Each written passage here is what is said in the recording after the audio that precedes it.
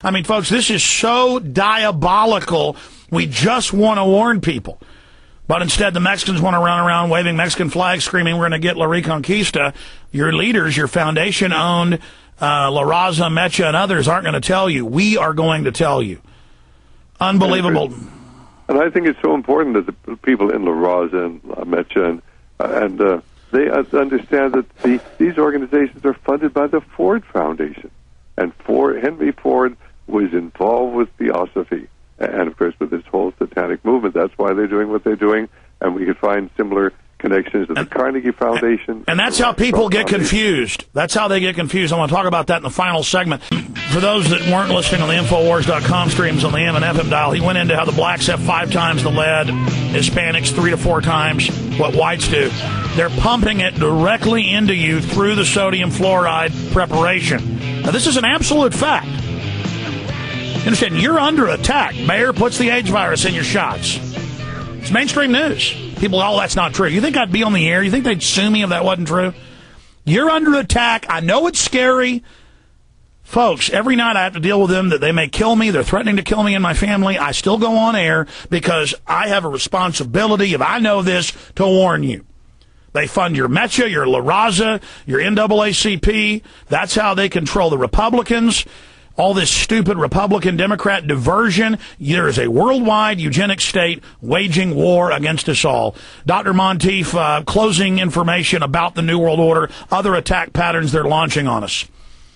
Well, I fear very much that they're laying this open for a nuclear war with the Muslim world.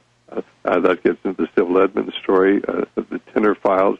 And, of course, you can get that on the Internet. Just actually Google in Sybil Edmonds and the Tinner files, and you'll find that there was a spy ring operating at the highest levels of our government with the full knowledge of the people who control our State Department, the FBI, and they're funneling all sorts of nuclear technology and nuclear material they need to build nuclear weapons. Now, again, I wouldn't call it, because we have FBI agents saying it's like Al-Qaeda ran the FBI. It's not like that is it. They call it rogue elements, but these are the real capstones of the pyramidal power structures.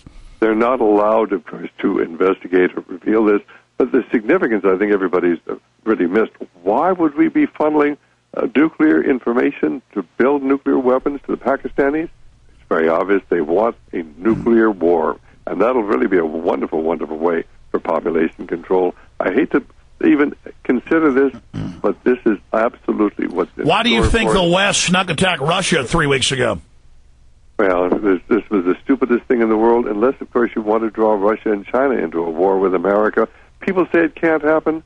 I think it's going to happen. And I think if God is just, He's going to bring judgment on this nation. We got some bold people. They'll fly remote control airplanes into the towers, folks. They're not playing games. That's one thing about these Luciferians, Doctor. They are bold, aren't they? They certainly are. And, of course, they are succeeding because the good people are not taking a stand. And God is allowing this to happen. But one of these days He's going to intervene, and I tremble for my country when I consider what's going to happen. It's Dr. Monteith, RadioLiberty.com. Thanks for spending time with us. Hey, it's always a pleasure. God bless. Thanks so much, Alex. You bet. Thank you. Before I end this segment and come back with Mark Stepnoski, we'll have him on at the end after, actually. I want Aaron to finish some quotes. Just please get Fabled Enemies. It gets into the things he was just talking about, Sybil Edmonds, the intelligence networks. At the top, foreign intelligence agencies, U.S., British, and Israeli, but they're sold out to the global system, sit at the highest levels. Continuity of government in this nation is run by multinationals. It's private. There's been a corporate takeover of our government. First they federalize, then they take over the federal government. Through continuity of government systems. They do it in Brazil, they do it in England, they do it in Germany, they do it in the U.S. This is how they rule, and Fabled Enemies covers all of that and how they carried out the attacks. You're like, what are you doing going toe-to-toe against these people? They're already spraying us and killing us. I mean, might as well, the last act of defiance here.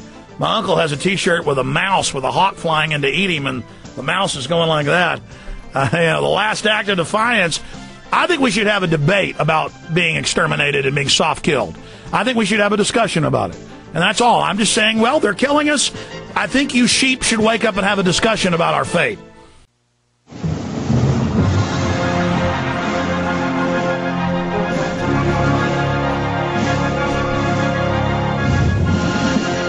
Aaron's got some final points he wants to make on this. We could spend every show, every minute on this. This is what governs the world. This is the reality. This is what we're dealing with.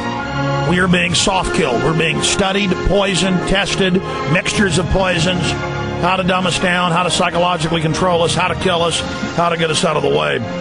Aaron, finish up with your other points on eugenics. I was going to rapid fire a Margaret Sanger quote and then finally a Richard Dawkins quote. Margaret Sanger, the most merciful thing a family does to one of its infant members is to kill it. Birth control must lead ultimately to a cleaner race.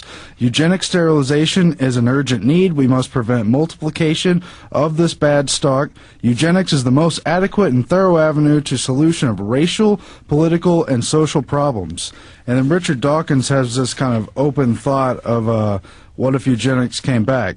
In the 1920s and 1930s, scientists from both the political left and right would not have found the idea of designer babies particularly dangerous, though of course they would not have used that phrase. Today, I suspect that the idea is too dangerous for comfortable discussion, and my conjecture is that Adolf Hitler is responsible for the change. Nobody wants to be caught agreeing with that monster, even in a single particular. The specter of Hitler has led some scientists to stray from ought to is and deny that breeding for human qualities is even possible. But if you can breed cattle for milk, horses for speed, dogs for skill, why shouldn't you breed humans for mathematical, musical, or athletic ability? I wonder, some 60 years after Hitler's death, why we might at least venture to ask what the moral difference is between breeding for musical ability. And the problem is with breeding, you're talking about exterminating most of the puppies or kittens that are born. You're talking about the state having this incredible control. And in special breeds, you get more mental illness, more inherited diseases, and the elites that interbred, most of their children were born retarded or had serious mental illness problems. But do they give up this system of control? No, they've only intensified it down throughout the last 100+ years. And now they're practicing their eugenics upon us through the vaccines, through the chemtrails, through the entire system. Aaron, I want to have you back up in a couple of weeks again for a whole other discussion and other areas of eugenics, because this is the governing system, the ideology of the New World Order.